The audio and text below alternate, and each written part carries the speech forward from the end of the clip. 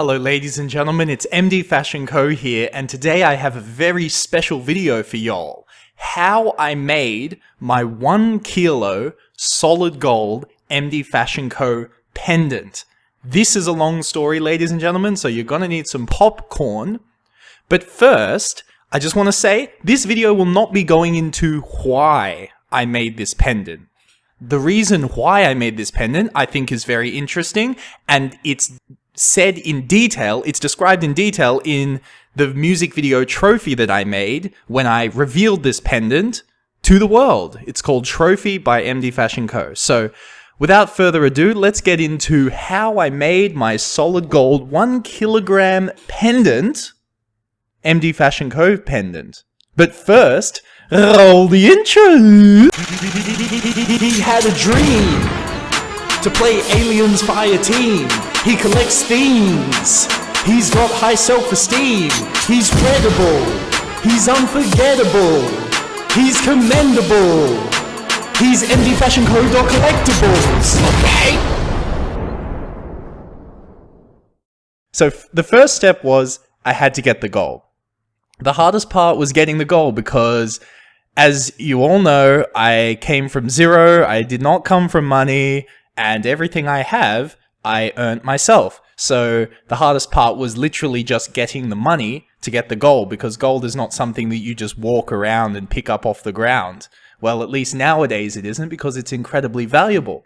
So the money took me years to get, and the buying of the gold took me years too, because I was finding the right deal on the gold. I didn't just go and buy, bullion and all that. If you know anything about gold, then you'll know exactly what I'm talking about. If not, well, you can still listen to this story, and I think you're going to get some value from it. You're definitely going to learn something, as I learned something in this massive journey. Okay, so then after I got the gold, I had to get it refined because it was in different carats. So I had to find a refiner. So I hit up a lot of refiners in Melbourne, and they were giving me ridiculous quotes when it came to doing the piece, because it was either too little gold or too much gold. It was over a kilo. It was like 1.5 kilos of carated gold. So I found a bunch of these guys, and it's important to note, I started this process after I made the song Trophy, right? I started it in about January this year. Okay, so I started this process January of this year, and it's now the 7th month. So January, February, March, April, May, June, July, right? And I dropped Trophy before, a few weeks ago. Anyway, so I'm looking for a refiner, and everyone I found in Melbourne was tripping because they had these ridiculous prices, or they just wouldn't do it because it wasn't enough gold, or it was too much gold. So I found one in Adelaide, right? In my research, I found one in Adelaide which did it professionally for jewelers. And it also gave the granules that I needed after, the solid 24 karat gold granules after refining it. So what I did is I drove to Adelaide, which is an 8-hour drive away, right? I left at 3 p.m. and arrived at 2 a.m. in Adelaide. So I drove from Melbourne to Adelaide, and I slept in my car outside of a Repco after eating 2 burgers from Hungry Jack's. And then I went to the refiner in the morning, and I dropped my gold off and drove back to Melbourne. So that was 16 plus hours of driving in a 48-hour span, right? Because I wanted to drop my gold off myself. I didn't want to post it. So after that, after a week or a bit, then I got the gold refined, and it was sent back in granules to me. So I went about making the pendant. Now I have the solid 24 karat gold granules, and it was about 450 grams. In total. So now that I have my own gold, jewelry stores, if you have your own gold, jewelry stores will make this pendant for you, right?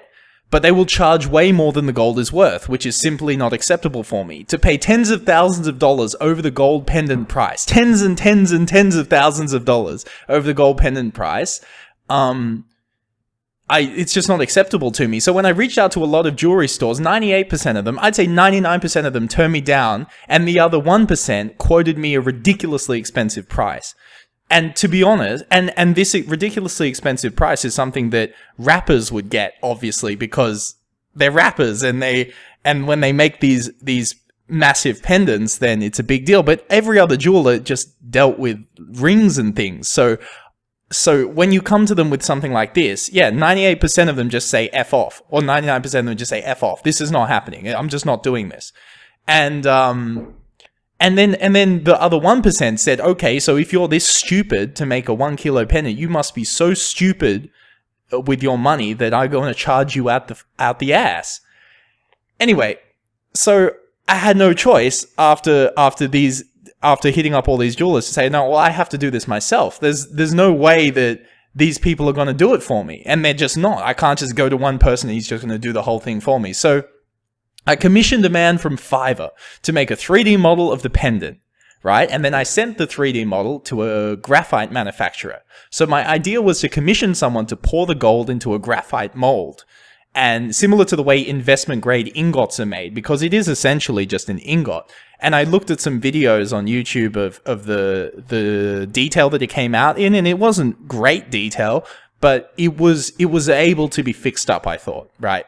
So after hitting up all the graphite manufacturers in China and in Australia, one said they could do it. Like, I hit up all of them.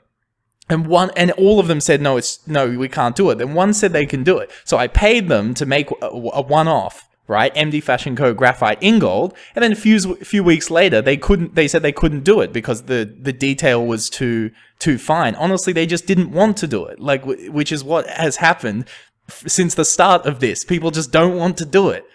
So, and they never have to do it because who the hell wants a 1 kilo solid gold pendant? That's something that I want. And the reason why is in Trophy by MDfashionco. So I'm back to square one, right? I have my gold, and what am I going to do with this? But I wasn't going to give up. I couldn't give up because I don't give up. So I spoke to a 3D printing place in Sydney, because I was looking at now places in Sydney who do 3D printing with metals and stuff. And about making the pendant, I was speaking to them, and he quoted me about, well, I'm not going to say the number, but he quoted me a lot of money, near 6 figures. But he said a better way to do this would be to sandcast, right? That's a way that you can pour molten gold into a sand mold, right, that you make. Anyway, you can look that up if you want to know. So he said we could sandcast it. Well, that's the way to do it. So in order to sandcast, you first need a 3D print of the pendant. So I commissioned a place using the 3D model to make a 3D print. And then after some toing and froing, we settled on the material and the man hand delivered it to me, right? But before we did that, I was speaking to a sandcaster, and he said that you have to make the angles not 90 degrees. Otherwise, when you take the 3D print out of the sand, it's going to catch sand. If you don't understand the technical difficulty of this, don't worry about it. I can explain it later, in person, but it's not important for the story. Just know that it was difficult to get a 3D print that actually worked for the sand casting. Okay, so then I hit up all the sand casting places in the area. One responded, and it was a guy out the back of a car manufacturer's warehouse, and it was just 2 guys, and they didn't even do it for a business. They did it as a hobby because they were just like, may as well give it a crack. That'll be fun, because they just do things that people find are fun. So I bought the master alloy, and the master alloy is the stuff that fills up the parts that isn't gold, right? So 9 karat gold is like over 1/3 gold, and the rest is a master alloy mixed of silver, copper, and zinc, I believe. I'm pretty sure it's silver, copper, and zinc. So I had a total of 1.1 kilograms of material, solid 9 karat gold, all scheduled up to pour. And so I went there, and then I poured it. We poured it, and that's the pour that you saw in the Trophy music video. If you look at the Trophy music video with the pour, that's the pour that you saw. And after I did the pour, and he took it out, and I saw it. I paid him $50 extra, actually, for their service, because I was so happy that I was getting somewhere, that I've actually poured this gold into something that resembles an MDfashionco pendant. So then I went to get the piece finished because the piece was not finished. The sand casting was rough. The issue was that there was porosity everywhere over it, and there was also some graphite on it too. And graphite is not a part of 9-karat gold. Graphite is a black metal. So I was like, okay, well, a jeweler can fix this, right? So, and so what happened was I got the piece XRF'd. And XRF means to see the content of gold, to see if I mixed the gold correctly. It was 8-karat on the bottom of the pendant and 10-karat on the top. So it hadn't been mixed properly. Because if it was mixed properly, it would be 9-karat all the way over the through.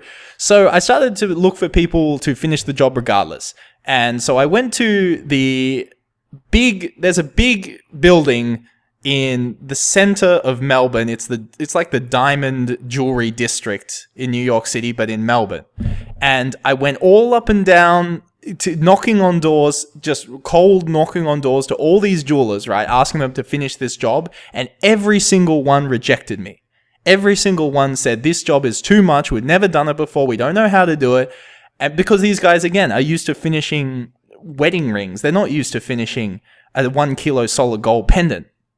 And anyway, so that's the one thing they all told me. And then the other thing they all told me was that there's a guy on a certain level and he has a name and he might be able to do it, but they all said it as a joke. I remember one lady at the front said, oh yeah, this guy will be able to do it. And then the jeweler in the back laughed. And so what I did was I went and I went to the level and I knocked on the door. I knock, and the guy came to the door and he said, you know, who are you? And I said, I have a pendant. And he said, oh, well, do you want to write about it in the newspaper? Sarcastically. And I thought, okay, well, this person will probably be able to help me. So I showed him the piece. And he said, okay, well, first we got to put it in an acid bath because there's graphite over it. And we don't want it to look like that. So we did that overnight. Then I came back the next day and he said, it's effed. Frankly, there's so much porosity, so you need to do it properly. And I said, yes, I tried to do it. I tried to get it cast, right, which is injection casting, which is the way that most jewelry is done. It just can't be done because everybody told me to F off when I asked them to do it because they said, there's no way we're going to do this. And so he said, okay, well, I want to help you because I like your tenacity and I like the fact that you don't give up because he saw me with this thing. He saw that this guy is not going to stop. Everyone told him no. And he said, well, he still came here with this ugly looking pendant. He's not going to stop. So he respected that, which is a beautiful thing. So he said, you know, I'm going to help you. So he said, we're going to get a wax and we're going to do it. And we're going to get a wax and then put the letters on the top. And he had a new way of doing it, right? Which was, I think it's called the lost wax process. And you can look that up if you want to, if you're interested in that, but we were doing it in another way. So he said, okay, I'm going to go get the letters made. And I'm like, okay, cool. So then a week goes by. And keep in mind, these are months and months passing at this point, right? Ever since I got the gold. It's been months and months and months, right? This is a very, very long process, about 6 months. And so he was getting the letters made with a 3D printer. Now, the 3D printer didn't talk to me before because he said F off. Because I said that's what I'm doing. But since I went with that jeweler guy, then he was like, oh, okay, so I know him. So, okay, we can do this job and you're serious. And so he said he was getting the letters made. Anyway, so he called me one day out of the blue at like 7 p.m. And he said, he just went out, this jeweler guy, and he went on about how I'm new to the industry and then I better learn some stuff from him. You know, because he doesn't have many heartbeats left. He was having a real existential moment on the phone to me at 7 p.m. And he said, this is a quote, direct quote. He said, your piece is a wank. It's a wank. But I'm going to help you because I like a guy who'll never give up. And he was having, you know, and he spoke briefly about his father who had passed away. And he said, And he finished the call abruptly by saying, "I'm going to have dinner, goodbye," and then just hung up. Beep, beep, beep. And so I was just like, well, okay. That was somewhat heartfelt, because at least someone's going to help me make this thing, right? Anyway, thankfully, I still had my gold with me. I waited a week, and there was no response, and he didn't respond to phone calls or anything. So did this guy just... I don't know what happened to this guy. To this day, I don't know what happened to this guy. But what I have now is a 9-carat mixed pendant that has a bunch of porosity in it. And it seems that I'm almost back to square one. So once again, as I said, I was stuck with the piece. So I went back to the building where I bought the masked alloy, right? Where I bought all the granules of stuff that isn't 9-carat gold, to see if there were any other jewelers in a last-ditch effort, I guess, right? Because to just cold call some more people in another building, because that entire building of the Diamond District of Melbourne had failed me. Nobody wanted to do it, and then the one person who said he wanted to do it was having an existential crisis. So I go to a jeweler's door, and for some reason I decide to knock on it because, you know, I'm looking for anyone. A man answers the door, and I show him the piece.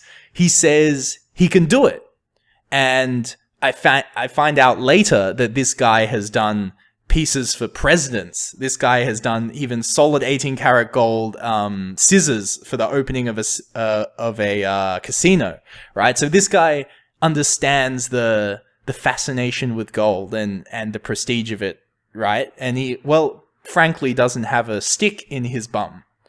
So he says, "Okay, I think I can make this work." So he says, "Come with me and we'll walk to the casting place." And it was one of the same places that told me to F off, because everybody told me to F off in literally the jewelry industry in Australia told me to F off.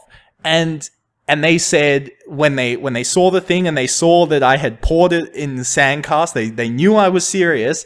They said, "We can't do it because it's too heavy. The crucible we have in our injection molding machine, right, holds 800 grams of gold max. But this thing is over 1 kilo. And then the new jeweler, we'll call him the new jeweler, said, let's make a solution, right? Let's make it into 3 parts, cast the front, and then cast the back, and then take the rest of the gold and pour it into an ingot and put it in the middle." Because they asked me, you know, "Why don't you just make it hollow? Why don't you just make a pendant on the front and nothing on the back? Why, you know, that would be so much easier." And I said, 1, it wouldn't be 1 kilo, and 2, it needs to be solid. Something that's very important to me is that when everything you see from the front is not fake, it's not hollow, it's all solid, right? And that's why the piece is so damn heavy, and it's also why that goes more into the spiritual and the meaning of gold and why I love it so much. So we can talk about that another time. We're just talking about how I made this pendant, right? But I hope you boys understand why I didn't make it hollow. It's because I'm a real boy. And everything has to be solid all the way through. Anyway, so these casting guys did not want to do this job. They did not. And they you know, to make 2 parts, and it would just be finicky and it would cost a lot. It would be more trouble for them. So I think they thought that when they quoted me how much it would cost, that I would just say, "No, that's too much." Because they're used to doing rings for like $40 per cast, $40 per cast. So they quote me a lot of money compared to that, right? And after they quoted it, they say, "Well, yeah, okay, we'll do it, but it'll cost you this much." I said, "You want cash?" And then he was a bit shocked. He was like, "What? Yes, I'll take cash. I'll take cash for that." And then he said, "Well, we will do our best, okay? We can't promise anything because we've never done this before, so we'll do our best." Okay, so I said, "Okay, great." So then we go back to the new jeweler, and he tells me, rightfully so, that we can't use this gold because it's contaminated. It has graphite in it that stuck to it from the sand casting that I did. So he had to refine it again, and he has a refining thing that he does on the weekends. So he does, and he re-refines the gold. And as a result of this refining, there's a bit of chemistry here, boys. If you don't understand it, that's okay. But as a result of the refining, the zinc in the master alloy oxidizes and burns off, and it looks like white smoke when you refine the gold. So that means that the gold content goes over 9 carat. The gold is 9 carat, but it's actually over. It's like 9.2 carat. And if you don't understand that, don't worry, but all you have to know is that the gold I'm using now has a higher percentage of gold, which is not a bad thing, and it's over 9 carat. So it weighs less, but the gold content stayed the same. So as a result, the gold, there's more than 9 carat, and that's important to me. If it was under 9 carat, then again, I'm a cap boy, and I'm a real boy, so I don't cap. When I say that it's 9 carat, it is 9 carat, or over, and it's definitely over. I know that, but this is just, again, a thing that's very important to me. I don't wear anything fake. So anyway, so a week goes by, and I asked the casting place how the wax is going, how the cast is going, and they said they showed me a picture. They broke the front because it's too big, and they've never made it before, and there were no supports on it, so they had to make supports on it. And so then, and keep in mind, months and months and months are going by again, and I'm sitting on Trophy and Masterpieces, the EP that is out right now. I'm sitting on that, knowing that it's a masterpiece, knowing that, and everything that I know, everything that you see right now, but I just can't go ahead because I don't have this 1 kilo solid gold pendant. So this is very, very frustrating for me, obviously, but you know, all in good time. So they have to make the wax again because they're making the front of the wax, and then it broke because it was too fragile. So then they made it again, and then for some ungodly reason, right, they casted the back instead of the front. So then they asked me, could you have more gold so we can make the front of the MDfashionco? And I said, the jeweler said, why did y'all boys make the freaking back first? You should have made the front. And that was just the most stupid thing ever. So anyway, so they make the front and they don't make the back then. So they make the front and it's 300 grams, and they have the back, which is like 800 grams. And it wasn't the back. It was just 2 ingots of gold that weighed up to 800 grams. So I said, okay, look, let's just do it. Now that you've made the front and it looks great, right? It looks perfect. It looks as you see the pendant right now today. Say, okay, all right, let's do it. So I go and I pay them cash, right, as I said, and I pay them cash to make the front of this pendant, and they pat me on the back sarcastically, being like, oh, good on you, good on you, good on you. And they were really meaning, as they were saying, this guy's crazy as F. This guy's crazy. Anyway, so now we take the 800 grams of gold and the 300 gram front, right, of the pendant with the bail on the top, right? We take that back to the new jeweler, and it's time for the new jeweler to put them together. So this took months because I needed the inside to be solid, right? So what he did was he made the 2 ingots. He made an ingot to fill in the back, right? And then another ingot to put behind that and seal it up on the back. And he called me and one day, and you know, so I could watch him put the ingot in the middle, and so it's solid. It's like the ingot inside, there's no wiggle room, right? It's completely like ding, ding, like you had to use a hammer to get it in because it's solid in there. And then, so the piece is solid, and then the base plate was put on too, and he went ding, ding, ding. Anyway, so he had a torch on the jeweler's bench that he had there, but it wasn't big enough to heat it, because you have to heat up the back. So then he needed a bigger torch. So he asked me to, so he said, okay, I'm going to go back to my refining place, and I'm going to use a bigger torch to ding, ding, ding, ding, and you know, put this thing together. So then he calls me a few days later and said, I effed the piece. He effed it up because he used this big torch to heat up the thing. He heated up too much and he bent the piece. So he said he effed it up.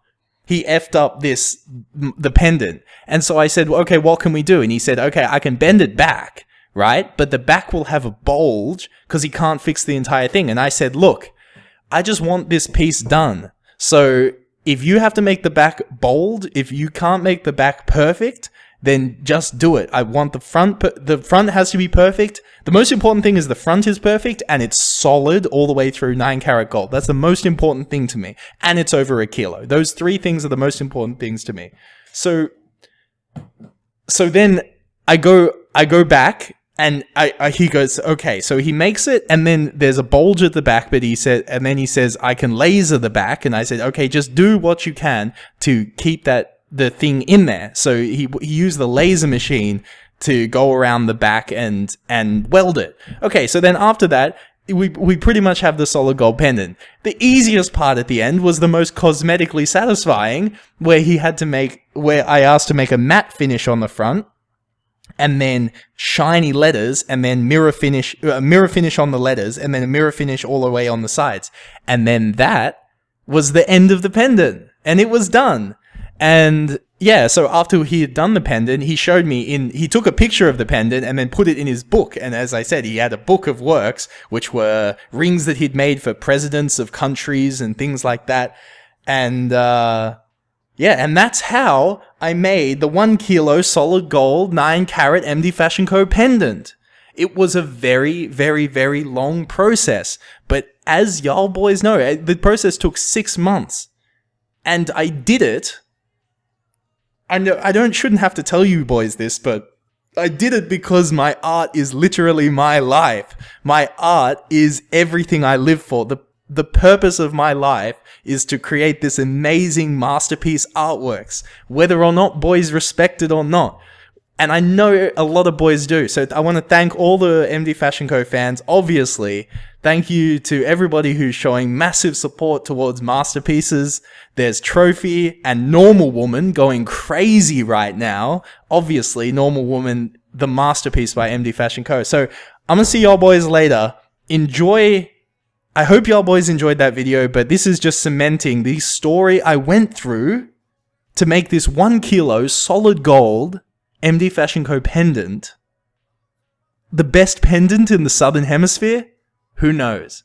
I'm gonna see y'all boys later. MDfashionco, I am out. I want to shout out all the Patreons who is supporting MDfashionco. All y'all turn up. Let's get it. Shout out to Dagenham Dave. He is not a slave. This is where your name will be if you're a Patreon. All y'all turn up right now. If you join the Patreon for $2.50 a month, you get a shout out on the videos and get to go to the Discord channel with the pros. Boys can't comment in or can't chat in unless they part of the Patreon thing. So look down below for the link and tell me what you think, boy.